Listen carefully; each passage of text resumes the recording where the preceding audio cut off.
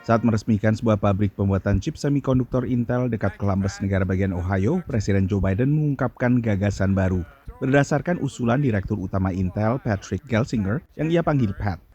It's time to bury the label Rust Belt and call it, as Pat said, the Silicon Heartland. Rust Belt yang secara harafiah berarti sabuk karat mengacu pada berbagai wilayah AS yang dulu menjadi pusat manufaktur namun mengalami kemunduran industri sejak tahun 1980. Mulai sebagian Pennsylvania, New York, dan New Jersey di AS bagian timur laut hingga sebagian Ohio, Michigan, dan Wisconsin di kawasan Midwest atau Amerika bagian barat tengah. Di Detroit, negara bagian Michigan yang masih bertahan sebagai pusat otomotif, pejabat setempat terus melakukan revitalisasi wilayah yang dulu menjadi pusat industri. It's something that we have to deal with a lot with our industrial footprints. They take up a lot of land. But one of the things that the city is going to aggressively look is how can we add to the city as opposed to just taking away.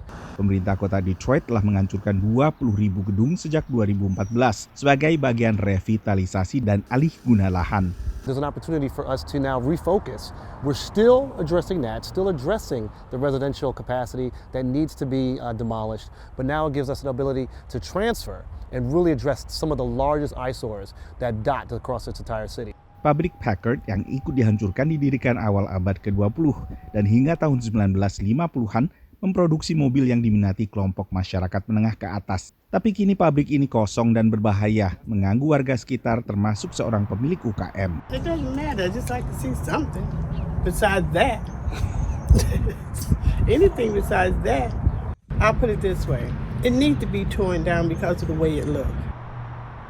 Now that's honest. The way it looks, it do need to be torn down.